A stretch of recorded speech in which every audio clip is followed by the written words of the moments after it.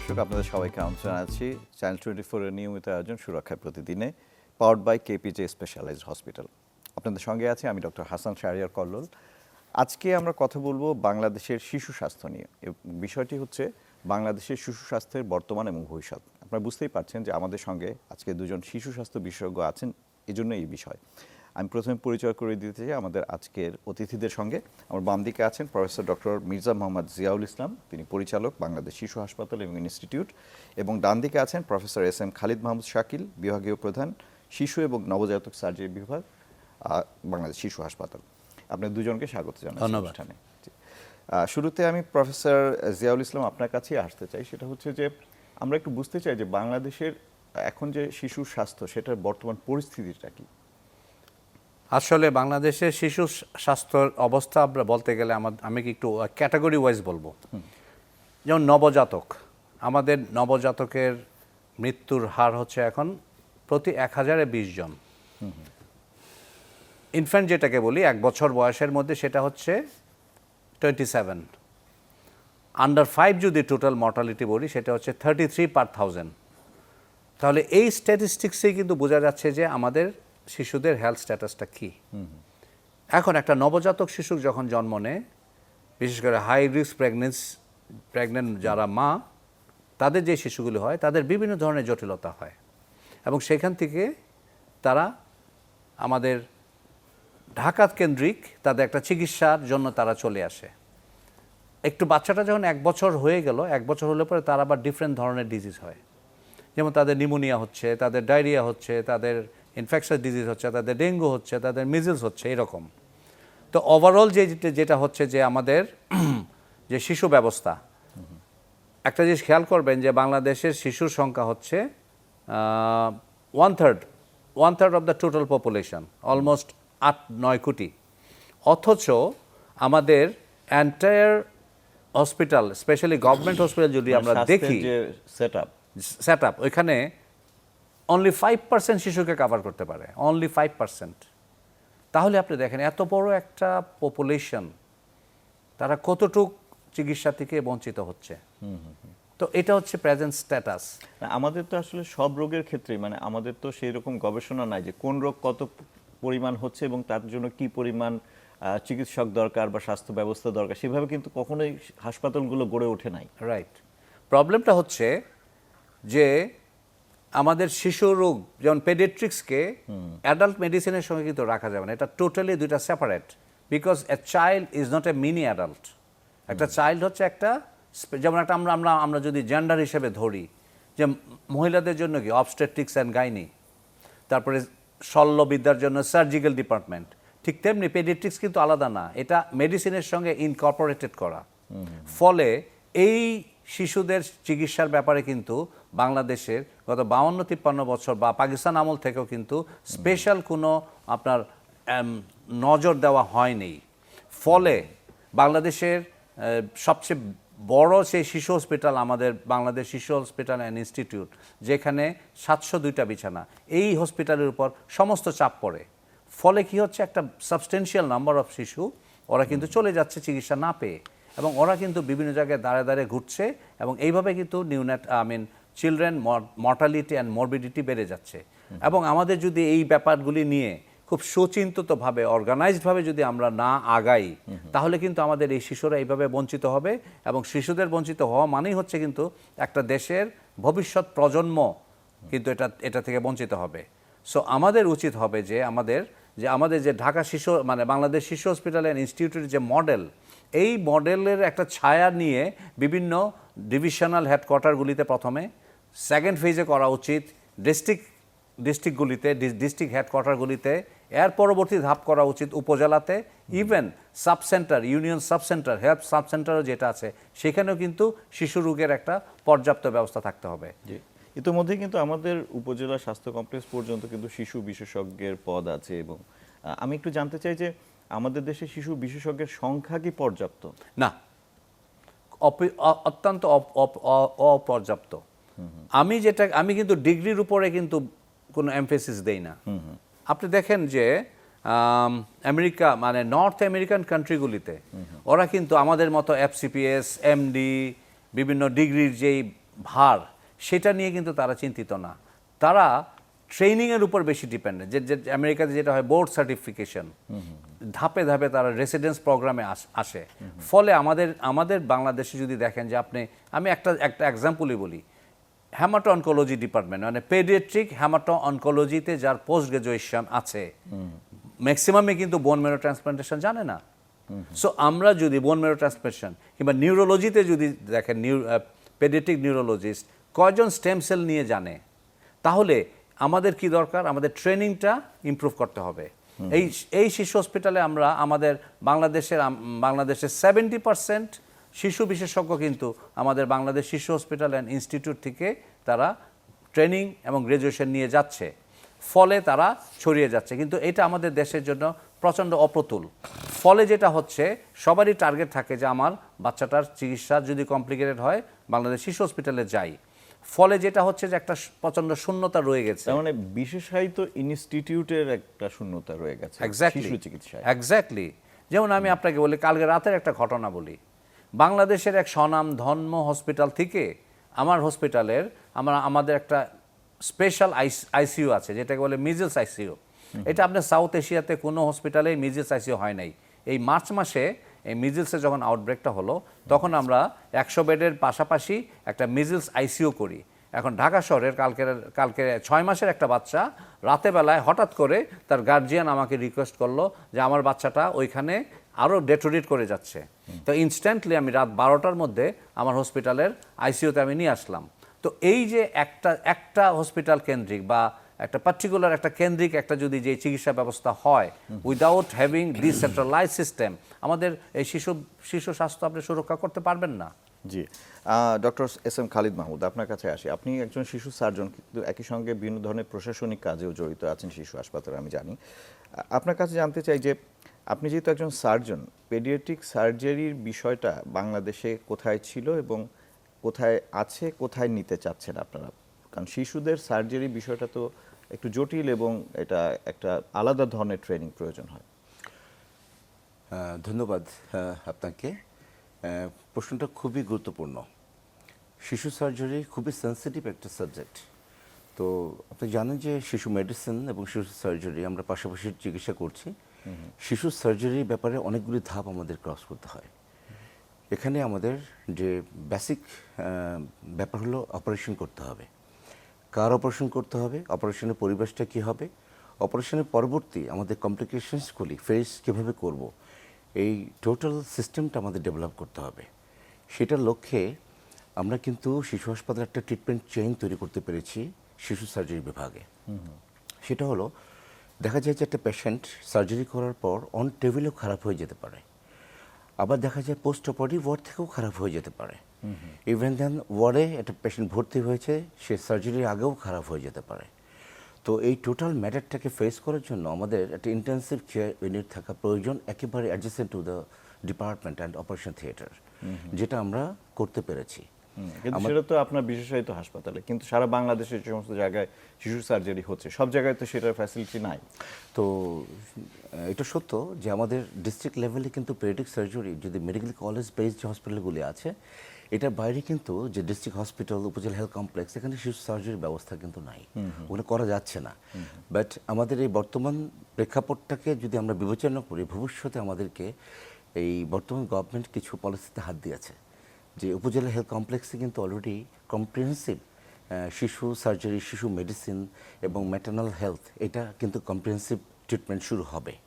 তো সেটা যদি হয়, তো উপজেলা পর্যায় থেকে কিন্তু আমাদের বিভিন্ন ইনস্ট্রুমেন্টাল, তারপর স্কিল পারসন, এরা সবাই যদি ওখানে অ্যাড হয়, তখন দেখা যাবে যে ঘরের কাছেই খুব সহজেই একটা নবজাতক তার চিকিৎসাটা পেয়ে যাবে। জি, এইখানে একটু আমি প্রফেসর মির্জা মোহাম্মদ জিয়াউল ইসলাম আপনার কাছে আসতে চাই। সেটা হচ্ছে যে দেখেন, ডক্টর শাকিল যেটা বলছিলেন যে উপজেলা পর্যায়ে একটা সমন্বিত হাসপাতাল ব্যবস্থাপনার একটা চিন্তাভাবনা করা হচ্ছে, কিন্তু আমরা আসলে যদি ওইখানে যেতে চাই, আমার কি পরিমাণ ইন্টেনসিভিস্ট প্রয়োজন, কি পরিমাণ অ্যানেস্থেটিস্ট প্রয়োজন। আমরা দেখি যে আমাদের বিশেষায়িত হাসপাতালগুলো ঢাকার, সেখানে আমরা অ্যানেস্থেশিয়ার ডক্টর অভাবে অপারেশন করতে পারছি না। তাহলে আমরা যদি, আমাদের দৃষ্টি যদি থাকে যে আমরা উপজেলা স্বাস্থ্য কমপ্লেক্সে এরকম করতে চাই, তাহলে আমার যে ম্যান পাওয়ার, আমার যে প্রশিক্ষিত জনবল প্রয়োজন হবে, ওটি nurse sterilising machine, blood transfusion, এই বিষয়গুলোকে আসলেই আমাদের নীতি নির্ধারকরা ভাবছেন?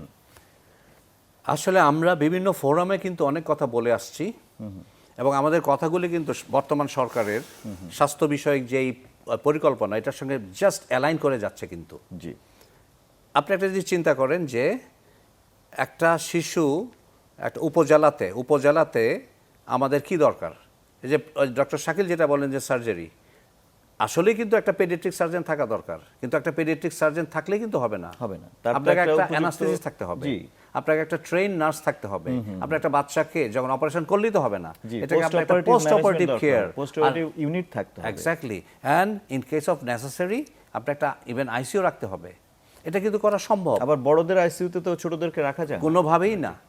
কারণ একটা আমি আপনাকে বিনয়ের সঙ্গে বলছি, একজন বড়দের আপনার ইন্টেন্সিভিস্ট কিংবা আইসিইউ স্পেশালিস্ট সে কিন্তু একটা শিশুকে কোনোভাবেই করতে পারবে না। তো আমার যেটা পয়েন্টটা হচ্ছে যে আমরা ট্রেন পারসন দরকার। ট্রেন পারসন কীরকম হবে? আপনি দেখবেন যে গত বছর 2-3 আগে বাংলাদেশে বা ঢাকাতে একটা আতঙ্ক হয়েছিল যে সার্কামসিশন করার সময় অনেক বাচ্চাকে অ্যানাস্থেসিয়া দেওয়া মারা যাচ্ছে। কেন? আপনার যে অ্যানাস্থেসিয়া দিতে হবে সে কিন্তু পেডিয়াট্রিক অ্যানাস্থেসিস্ট হতে হবে। বড়দের অ্যানাস্থেসিয়া দেওয়া একরকম, শিশুদের অ্যানাস্থেসিয়া দেওয়া একরকম। একটা বড় মানুষকে একটা ক্যানুলা দেওয়া একটা সিস্টার বা যে কেউ দিতে পারে। আপনি এক ঘন্টার একটা শিশুকে যদি আপনি ক্যানুলা দিতে চান, যদি একটা প্রিম্যাচিউর লো বার্থ ওয়েট হয়, তার তো স্কিনই নাই, স্পেশালাইজড স্কিল। তো এটা আমাদের হসপিটালে কিন্তু শিশু হসপিটালে আপনি দেখেন আমাদের নার্সিং ইনস্টিটিউট আছে, আমাদের মেডিকেল টেকনোলজি ইনস্টিটিউট আছে, একটা Dhaka university under graduation programme হয়। আমরা কিন্তু আমাদের হসপিটালের ক্যাপাসিটি অনুযায়ী ম্যান পাওয়ার তৈরি করছি। আমাদের শিশু হসপিটালকে যদি ইনভলভ করে অ্যাটলিস্ট ডিভিশনাল হেডকোয়ার্টারগুলিকে, যেসব শিশু হসপিটাল করা হচ্ছে বর্তমানে, সেইগুলিকে যদি আমাদের কিছুটা সুপারভিশন বা আমাদের অ্যাডভাইস যদি নেন, বা আমাদের ম্যান পাওয়ারকে আমরা ওখানে পাঠাতে পারি, উই ক্যান ট্রেন দেম। আমাদের সার্জন প্রফেসর শাকিল, আমি যদি তাকে একটা ডিভিশনাল হেডকোয়ার্টারে পাঠাই, গিয়ে যদি বলি যে সে এখানে 7 দিন হ্যান্ডস অন ট্রেনিং দেবে, ওরা কিন্তু ট্রেন্ড আপ হবে। সো আমাদের এরকম একটা দীর্ঘমেয়াদী মাল্টি ডাইমেনশনাল একটা প্ল্যান থাকতে হবে। আমরা বিল্ডিং এর প্রতি যত যত্নশীল, যন্ত্রপাতি আমদানি বা হাসপাতাল বানাতে আমরা মনে করি যে শুধু কতগুলো বিল্ডিং এবং যন্ত্রপাতি থাকলেই হাসপাতাল হয়, কিন্তু এর পেছনের যে ম্যান পাওয়ার ডেভেলপমেন্ট, সেটা যে আরো 10 বছর আগে থেকে আসলে চিন্তা করতে হয়। কারণ আপনি কিন্তু চাইলেই একজন বিশেষজ্ঞ শিশু সার্জন বানাতে পারবেন না, তাই না? আপনার এখন 100 জনকে যদি প্রয়োজন হয়, আপনাকে 10 বছর আগের থেকে 10 জন করে তৈরি করতে হবে। সেই পরিকল্পনাটা কি ডক্টর শাকিল আপনাদের আছে কিনা বা সরকারের আছে কিনা? খুব সুন্দর প্রশ্ন। সেটা হলো যে আমাদের বাংলাদেশ শিশু হসপিটাল ইনস্টিটিউটে আমি দায়িত্বপ্রাপ্ত হওয়ার পরে তো আমার মাথায় একটা কাজই করতো, সেটা হলো যে আপনি জানেন যে রেসিডেন্সি প্রোগ্রাম হয় এবং এখানে আমাদের অনেক পেডিয়াট্রিক সার্জন আমরা তৈরি করছি। তো আমার যেটা নজরে আসছে যে একজন ছাত্র অথবা ছাত্রী, এমএসসি স্টুডেন্ট, ওরা এসে ম্যাক্সিমাম টাইম লাইব্রেরিতে পড়ে। তো দেখা যায় যে এই যে প্রোগ্রামটা তৈরি করা হয়েছে, এটা কিন্তু আসলে বেসিক্যালি তাদেরকে প্রস্তুতির জন্য তৈরি করা হয়েছে। শুধু পড়লেই কিন্তু একজন ভালো সার্জন হওয়া যায় না। তো সেটা চিন্তা করে আমরা এখন শিক্ষাটাও তো খুব গুরুত্বপূর্ণ। সেই জন্য আমরা পলিসি অ্যাপ্লাই করেছি, সেটা হলো যে সবাইকে আমি যে জ্ঞানটা দিতে চাচ্ছি, সেটা পেশেন্টকে সেবা করে, পেশেন্টের পাশে থেকে স্যালাইনের মেজারমেন্ট থেকে শুরু করে, অ্যান্টিবায়োটিক থেকে শুরু করে সার্জারি শেখা, সার্জারি রেসিডেন্সি করা, এগুলির মাধ্যমে তুমি এমএস পাস করে যাবা। তো এই ব্যাপারে ওরা আমার সাথে একমত হয়েছে। ওরা এখন কনসেন্ট্রেট করছে ওদের কাজের উপরে, ওরা কাজ করে ওরা পাশ করতে চায়। এবং আলটিমেটলি দেখেন, এই দুইটা জিনিস যখন আমরা এক করতে পারবো, ওদের শিক্ষা এবং পেশেন্টের যে কেয়ার, এটা এত সুন্দরভাবে হবে, তখন পেশেন্টের কেয়ার অনেক বেড়ে যাবে আমাদের হাসপাতালে। ঠিক এইভাবে আমাদের শিক্ষা এবং আমাদের যে কাজ, ওরা যে কাজ শিখবে, এই শিক্ষাটাকে একসাথে আমাদের অ্যামালগেমেটেড করতে হবে। তাহলে যেভাবে ওরা সুন্দরভাবে নিজেদের তৈরি করতে পারবে অ্যাজ এ সার্জন। তো আমাদের দেশে বেসিক্যালি দেখা যায়, আমি যখন ট্রেনিংয়ে গিয়েছিলাম ফেলোশিপ ইটালিতে, বামুন্ডি জেসুস চিলড্রেন হসপিটালে, ওখানে আমি একটা জিনিস দেখলাম, আমাদের থেকে বিস্তর পার্থক্য। ওরা শুধু কাজের দিকে ওদের মনোযোগ, ওরা কিভাবে কাজ শিখবে, পার্টিকুলার সাবজেক্টের উপরে কিভাবে দক্ষ হবে। আর আমাদের দেশে যেটা কন্ডিশন, সেটা হলো যে আমরা কত পড়াশোনা করব, মুখস্থবিদ্যা পড়াশোনা করে তো সার্জন হওয়া যাবে না। সার্জারি করতে হলে আপনাকে অবশ্যই পার্টিকুলারলি ওই কাজটা শিখতে হবে। তা আমার মনে হয় আমাদের জাতীয়ভাবে আমাদের যে সামনের যে ভবিষ্যৎ, আমরা যে ভবিষ্যৎ প্রজন্ম তৈরি করব, তাদেরকে আমাদেরকে এগিয়ে নিতে হবে কাজের মাধ্যমে, শিক্ষার মাধ্যমে বোথ, এবং কাজটাকে বেশি গুরুত্ব দিতে হবে, কাজকে শেখাতে হবে।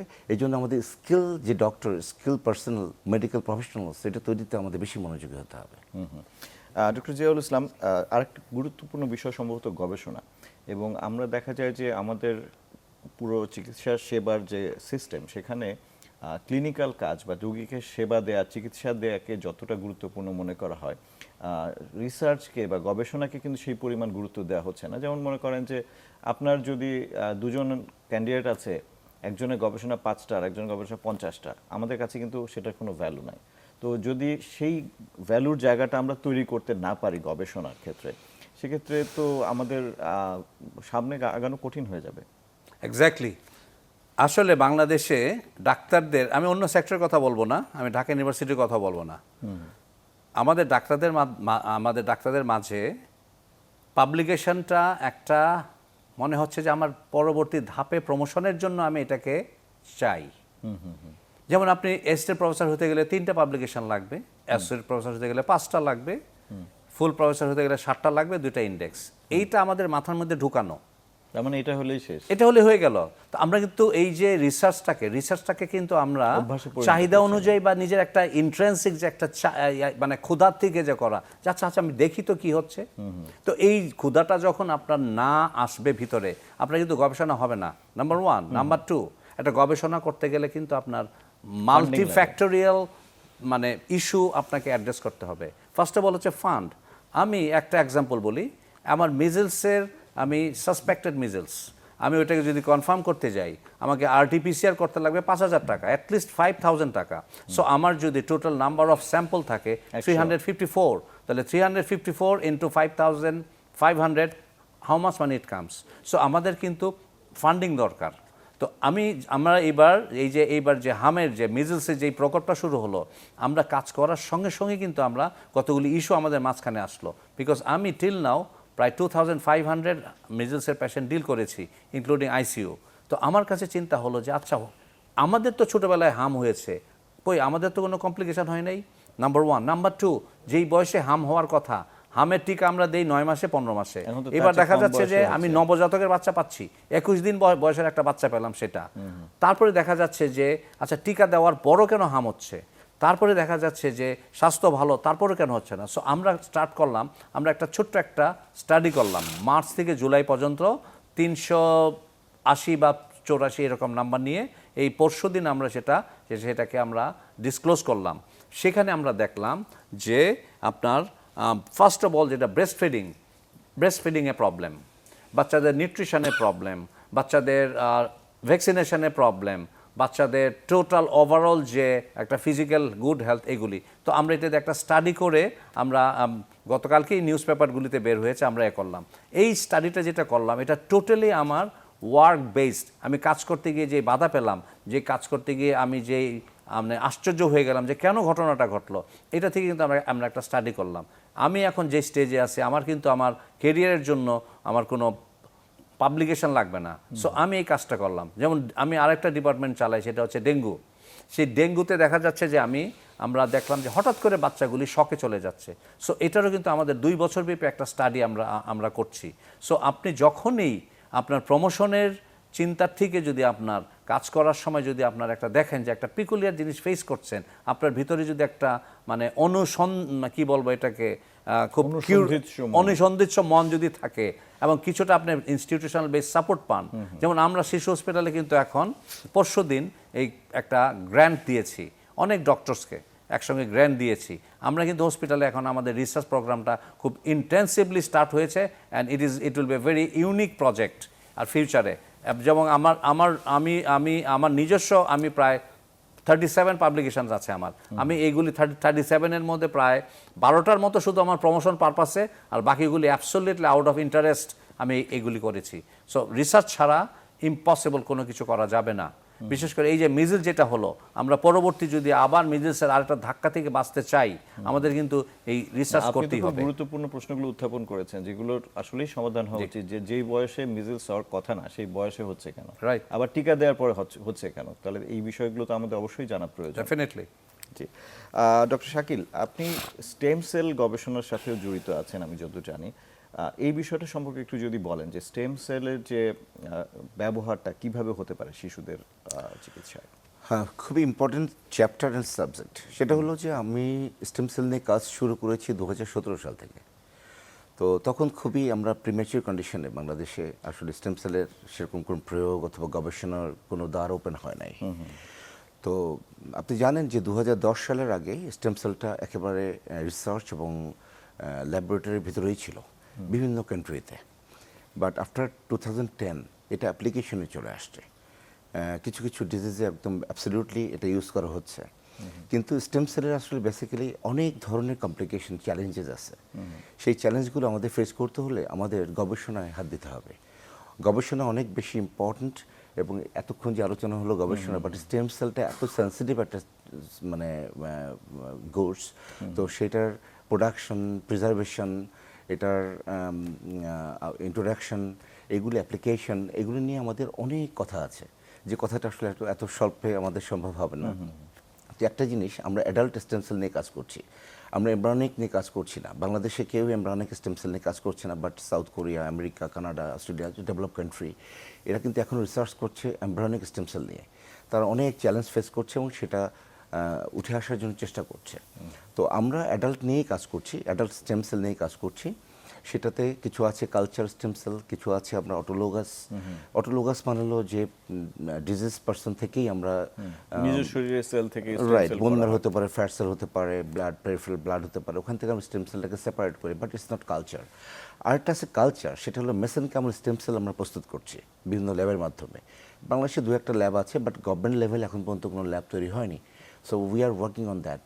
আমাদের সুযোগ্য বলবো, আমাদের গার্জিয়ান, উনি হলেন আমাদের চেয়ারম্যান স্যার, ম্যানেজমেন্ট বোর্ডের প্রফেসর A.K.M. আজিজুল হক স্যার, আমাদের অনারেবল ডাইরেক্টর আমার পাশে বসে আছেন, এবং আমরা একসাথে কাজ করছি। এবং কিভাবে শিশু হাসপাতালে আমরা একটা কালচার স্টেম সেল ল্যাব তৈরি করতে পারি, বিকজ আমাদের স্কিল পার্সন আছে বেশ কিছু, বাট আমরা এখন কাজ শুরু করতে হবে আমাদেরকে। তো আমার যে পরিকল্পনা, সারা বাংলাদেশে অন্ততপক্ষে গভর্নমেন্ট লেভেলে যদি আমি স্টেম সেলটাকে কালচারের মাধ্যমে ছড়িয়ে নিতে পারি এবং এটাকে সবার কাছে পরিচিত করতে পারি, তাহলে একদম প্রান্তিক জনগোষ্ঠীও আমাদের স্টেম সেলটা পেতে পারে। আর স্টেম সেলের প্রয়োগটা কিন্তু এখন সহজে অনেকে বোঝে না। এটা দুরারোগ্য অনেক অসুখে, অনেক জায়গায় যেখানে রিপেয়ার, রিজেনারেশন, রিপ্লেসমেন্ট প্রয়োজন, যেখানে কনভেনশনাল ট্রিটমেন্ট ফেল করে গেছে অলরেডি, কোনো ওষুধে কাজ হচ্ছে না, স্টেম সেল সেখান থেকে শুরু হতে পারে। এটার জন্য দরকার অনেক বড় গবেষণা এবং গভর্নমেন্টের ইন্টারফারেন্স এবং আমাদের চেষ্টা। এই সব কিছু এক করতে পারলে আমরা স্টেম সেলকে আমরা জয় করতে পারবো। দারুণ। মানব সম্মত অদূর ভবিষ্যতে আমরা আপনাদের হাসপাতালে একটা এরকম গবেষণাগার হয়তো দেখতে পারবো। ডক্টর জিয়াউল ইসলাম, আপনারা তো সম্ভবত বোন ম্যারো ট্রান্সপ্লান্ট একটা সেন্টারও মানে প্ল্যান করছেন যতদূর আমি জানি, সেটা সম্পর্কে যদি একটু বলেন। আসলে আমাদের হসপিটালটা, সবার একটা ধারণা যে শিশু হসপিটাল গভর্নমেন্ট, এটা কিন্তু গভর্নমেন্ট না। এটা গভর্নমেন্টও না, প্রাইভেটও না, কর্পোরেটও না। এটা হচ্ছে একটা ইউনিক হসপিটাল। পৃথিবীতে মনে হয় এরকম ইউনিক হসপিটাল নেই। দেশে যখন ক্রাইসিস শুরু হয়, সরকার কিন্তু আমাদেরকে এটা গভর্নমেন্ট হসপিটালের মতো ইউজ করে। আবার যখন এটা অন্য সময় আসে, গ্রান্টের বেলায় আসে, তখন কিন্তু দেখা যায় যে এটা no it is not government, আমরা এটা কিন্তু রেভিনিউ খাতে আনতে পারবো না। আমি এটা কাউকে দোষ দিচ্ছি না। অ্যাকচুয়ালি সুযোগ্য চেয়ারম্যান বা পরিচালক বা অন্যান্য আপনার অ্যাডমিনিস্ট্রেশনে ওরা যদি এটা নিয়ে মুভ না করে, তাহলে এটা হবে না। এখন যেটা হচ্ছে যে আমরা এই ম্যানেজমেন্ট বোর্ড গত 1.5 বছর যাবৎ হয়েছে আমাদের একজন চেয়ারম্যান আসছেন প্রফেসর A.K.M. আজিজুল হক। উনি এই সোহরাওয়ার্দী হসপিটাল, সেটা আগে প্রথম হয়েছিল বেগম খালেদা জিয়া মেডিকেল কলেজ, এটা কিন্তু এটার প্রতিষ্ঠাতা। চিন্তা করতে পারবেন না, 2 মাসের মধ্যে উনি হসপিটালটা এই মেডিকেল কলেজটা চালু করেন।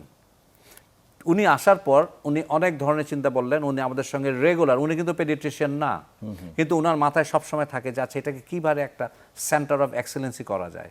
তো আমরা বিভিন্ন সেক্টরে কথা বলে দেখলাম যে আমাদের অনেক ঘাটতি।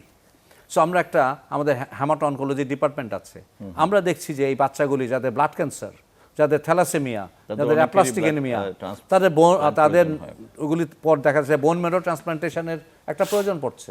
সো আমরা বোন মেরো ট্রান্সপ্লান্টেশন একটা 52 বছরের হসপিটাল এখানে নাই, এবং আমরা ঘাটাঘাটি করে দেখলাম যে ইভেন বিএমইউতে নাই, ঢাকা মেডিকেলে আগে ছিল, বন্ধ হয়ে গেছে, শুধুমাত্র বাংলাদেশে 3টা জায়গায় হয়, and it is very expensive. কোনোটাতে আসলে সেই অর্থে হয় না। এক্স্যাক্টলি।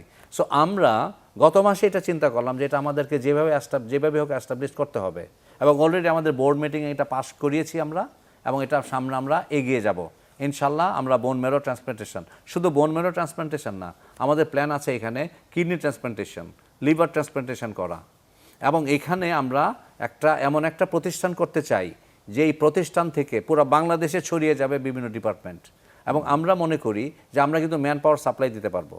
আমাদেরকে যদি সরকার যদি খুব সম্পৃক্ত করে তাহলে আমরা পারবো। আরেকটা জিনিস আমি বারে বলি একটা কথা, যে আমাদের পেডিয়াট্রিক্সকে অবশ্যই একটা এমবিবিএস লেভেল থেকেই আলাদা একটা সাবজেক্ট হিসাবে অ্যাস্টাবলিশ করতে হবে, নাম্বার 1। নাম্বার 2, আমরা যদি একটা ইন্ডিপেন্ডেন্ট একটা বডি তৈরি করতে পারি যে দিস ইজ অ্যাবসলিউটলি এক পেডিয়াট্রিক সেন্ট্রাল বডি, এখান থেকে পেরিফেরিতে বিভিন্ন ব্রাঞ্চ ছড়িয়ে যাবে আপ টু উপজেলা, তাহলে কিন্তু আমরা এই বিভিন্নভাবে কিন্তু আমরা ম্যান পাওয়ারের কোনো প্রবলেম হবে না। আপনি জানেন যে বাংলাদেশে কিন্তু অনেক প্রতিভাবান, আপনি নিজেই একজন বেশ নাম করা অনকোলজিস্ট সার্জন, হ্যাঁ, তা এইরকম আপনার মতো অনেক প্রতিভা, অনেক স্কিলড ফিজিশিয়ান ছড়িয়ে আছে, আমরা কিন্তু তাদেরকে ইউটিলাইজ করতে পারছি না বিকজ অফ আওয়ার পলিসি। আমরা যদি একটা সেন্টার করতে পারি, পেডিয়াট্রিক সেন্টার, ওই সেন্টারটা যে লেভেলই হোক, একটা ইউনিভার্সিটি হোক বা একটা সেন্টার, যে এটাকেই কন্ট্রোল করবে, ডিভিশনাল লেভেলে কন্ট্রোল করবে এবং ডিস্ট্রিক্ট বা উপজেলায় নিয়ে যাবে। আরেকটা কথার উপর আমি স্ট্রেস দেই, গভর্নমেন্ট হসপিটালগুলি আপনি দেখবেন যে তারা কিন্তু যদিও স্বাস্থ্য মন্ত্রণালয়ের আন্ডারে, কিন্তু তারা কিন্তু একটা অভিভাবকহীন অবস্থায় চলে। আমাদের হসপিটালে যেমন একটা ম্যানেজমেন্ট বোর্ড আছে, ওরা কিন্তু A to Z, কিন্তু বিশেষ করে বর্তমান যে চেয়ারম্যান আছে উনি প্রতিটা জিনিস মনিটর করেন। আপনি যদি উপজেলা লেভেলে একটা উপজেলা স্বাস্থ্য কমপ্লেক্সকে আপনি একটা কমিটি করে দেন, একটা ম্যানেজমেন্ট বোর্ড, যে ম্যানেজমেন্ট বোর্ডের চেয়ারম্যান হোক উপজেলা চেয়ারম্যান, অন্যান্য মেম্বার, সমাজের বিভিন্ন আপনার পেশার লোক, সরকারি, এবং তারা যদি দায়িত্ব নেয় যে ওই উপজেলা হেলথ কমপ্লেক্সটাকে সুন্দরভাবে তারা চালাবে এবং তারা হসপিটালটাকে প্রোটেকশন করবে। এরকম কিন্তু একটা হাসপাতাল ব্যবস্থা কমিটি থাকে, কিন্তু সমস্যা হচ্ছে তারা হয়তো ঠিকমতো কাজ করে না। কিন্তু এই যে আমাদের এক্সাম্পল দেখেন, আমাদের শিশু হসপিটালের যে ম্যানেজমেন্ট বোর্ড কিন্তু আমরা করিনি, স্বাস্থ্য মন্ত্রণালয় থেকে দিয়েছে। আমাদের ম্যানেজমেন্ট বোর্ড বর্তমানে যেই রকম অ্যাক্টিভভাবে তারা কাজ করছে, এবং আমি সব কিছু ডিসক্লোজ করব না, কারণ কিছু ব্যাপার আছে, এগুলি পরে আমরা বলবো। কিছু 1 থেকে 1.5 বছরের মধ্যে ইনশাল্লাহ দেখবেন একটা আমূল পরিবর্তন আমাদের আসবে, এবং সরকার যদি আমাদেরকে এই যে ডিভিশনাল হেডকোয়ার্টারগুলিতে যেই শিশু হসপিটালে তৈরি হচ্ছে, আপনি দেখবেন তৈরি করার পরই দেখবেন যে ম্যান পাওয়ারের কী প্রয়োজন, স্কিল ম্যান পাওয়ারের প্রয়োজন, একটা পেডিয়াট্রিশিয়ান কতটুকু কনফিডেন্ট, সেই একটা নিউনেট যখন জন্ম নিল তার কমপ্লিকেশনগুলি কিভাবে হ্যান্ডেল করছে, নিউনেটাল আইসিইউ, এক্স্যাক্টলি। তো এই জিনিসগুলি যেমন আমাদের কিছুদিন যাবৎ কিন্তু আমরা একটা প্রাইভেট লেভেলেই কিন্তু আমরা আমাদের ডাক্তার, আমাদের নিউনেটালজিস্টগুলিকে বিভিন্ন জেলায় পাঠাচ্ছি, তারা কিন্তু নিউনেটাল রিসাসিটেশনগুলি শিখে আসছে, কীভাবে একটা বাচ্চা জন্ম নেওয়ার পর শ্বাস নিচ্ছে না, কীভাবে রিসাসিটেট করে, এগুলি কিন্তু বিভিন্ন জায়গায় চলছে। তো এগুলি এইভাবে স্ক্যাটারভাবে না করে আমরা যদি অর্গানাইজভাবে করি, তাহলে এই 33%, that is 1/3 of the total পপুলেশনকে কিন্তু আমরা সার্ভ করতে পারবো, with having sufficient number of skill paediatrician, paediatric nurse, paediatric anaesthetist, paediatric intensivist and etcetera. আর আমাদের একটা গর্বের সঙ্গে আমি যেটা বলি, আমাদের শিশু হসপিটালে যারা সার্জন, দে আর জাস্ট লাইক আর্টিস্ট। তাদের যে সার্জারি, আমি নিজেই মুগ্ধ। অ্যাকচুয়ালি আমি ছিলাম বেসিক্যালি সার্জারির লোক, সামহাও আমি পেডিয়াট্রিক মেডিসিনে চলে আসছি, সুতরাং সার্জারির প্রতি আমার নেক ছিল, এখনও আছে, এখন কিছু করার নেই। কিন্তু যখন আমি দেখি আমাদের হসপিটালের সার্জনরা সার্জারি করে, সত্যি আমি মুগ্ধ হই। এই সার্জনগুলি যদি আপনার একটা পেরিফেরিতে যায়, একটা মেডিকেল কলেজে যায়, তাদের যদি সুবিধা পায়, he can train them up. So এইভাবে কিন্তু আমরা এক্সপান্ড করতে পারি। জি, এটা খুবই গুরুত্বপূর্ণ। আমরা অনুষ্ঠানের প্রায় শেষের দিকে চলে এসেছি। ডক্টর খালিদ মাহমুদ, আপনি যদি ছোট্ট করে একটু বলেন যে শিশু সার্জারির কথা যেটা বলা হলো, এই শিশু সার্জারির যে স্ট্যান্ডার্ড সেটাকে সব জায়গায় একই রকম করার জন্য আপনাদের ফিউচার প্ল্যানটাকে ছোট্ট করে যদি বলেন, তারপর আমরা আমাদের শেষ শিশু করব। হাসপাতালে জন্ম লগ্ন থেকে এই পর্যন্ত বহু বছর পার হয়েছে। এখানে আসলে একটা ব্যাপার আমাদের বিশ্বাস করতে হবে, সেটা হলো স্কিল ডেভেলপমেন্ট। আপনারা যদি করতে চান তাহলে আপনাদের সেটা নিয়ে ওয়ার্ক করতে হবে। তো আমাদের হাসপাতাল অটোমেটিক্যালি প্রত্যেকটি জায়গা থেকে তারা এত বেশি কাজ করছে শিশুদের উপরে প্রতিদিন বিভিন্ন কমপ্লিকেশনস নিয়ে, তো সেই জন্য ওরা অটোমেটিক্যালি স্কিল হয়ে যায়। তো ঠিক সেইভাবে দুইটা প্রসেস আছে, সেটা হলো যেখানে ডেভেলপমেন্ট আমি করব আমাদেরকে ইউজ করতে হবে, অথবা সেখানে আমাদের মতো যে প্রসেস সেই প্রসেস ডেভেলপ করতে হবে। তো আমার মনে হয় যে সেখানে ডেভেলপমেন্টের থেকে আমাদের থেকে যদি স্কিলটাকে ধার নেওয়া হয় এবং আমরা যদি সেটাকে টেন্ড আপ করার চেষ্টা এটা করি, তো আসলে ধার নেন, আসলে তো ডেসিমিনেশনটা তো এভাবেই হয়, হতে যার হবে। এক্সপার্টাইজ আছে তিনি তো দিবেন। তো এই Exactly. পলিসি আমাদের বাংলাদেশে যদি ডেভেলপ করা যায় ফিউচারে, আমাদের হেলথ সেক্টর আপনি দেখেন বর্তমান গভর্নমেন্ট, আমি খুব প্রাউডফুল করে বলি সামটাইমস যে এরকমভাবে স্বাস্থ্য নিয়ে কেউ কখনো ভাবেনি। আপনি দেখেন প্রাইমারি হেলথ কেয়ার থেকে শুরু করে সেকেন্ডারি, টার্সিয়ারি, স্পেশালাইজ সব কিছু নিয়ে এই সরকার যেভাবে ভাবছে, এই ভাবনাটার মধ্যে আমাদের যদি ইনকর্পোরেট করা হয় এবং এটা নিয়ে যদি আমরা কাজ করতে পারি, সারা বাংলাদেশে আমাদের শিশু হাসপাতাল থেকে এক্সপার্টাইজ ছড়িয়ে দিতে পারবো আমরা। ডক্টর জিয়াউল ইসলাম এবং doctor S M Khalid Mahmud Shakil, দুজনকে অনেক ধন্যবাদ। আজকে আমরা একটা মোটামুটি একটা ধারণা পেলাম যে বাংলাদেশের যে শিশু স্বাস্থ্য সেটা কোন দিকে যাচ্ছে, এবং আমরা অবশ্যই আপনাদের কথা শুনে আশান্বিত হতে পারি যে আমরা আমাদের ভবিষ্যতে আমাদের শিশুরা একটা ভালো স্বাস্থ্য সেবা পাবে আপনাদের হাসপাতাল এবং আপনাদের হাসপাতালের মাধ্যমে বাংলাদেশের সমস্ত হাসপাতালগুলোতে। আপনাদের দুজনকে অনেক ধন্যবাদ অংশগ্রহণ করার জন্য। অনেক ধন্যবাদ আপনাকেও আপনাকে। ধন্যবাদ এবং চ্যানেল 24 সবাইকে ধন্যবাদ। প্রিয় দর্শক, আজ এখানে শেষ করছি। আগামীতে দেখা হবে আবার নতুন কোনো বিষয় নিয়ে। সে পর্যন্ত ভালো থাকবেন সবাই।